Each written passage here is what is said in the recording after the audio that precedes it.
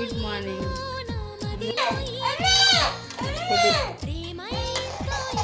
Beetroot juice దీన్ని ముక్కలుగా కోసుకొని ఈ ముక్కలు పక్కన తీసేసుకొని ఇది జ్యూస్ వాటర్ ఒక్కటి తాగనంట నీరసం లేకుండా బలంగా ఉంటారంట.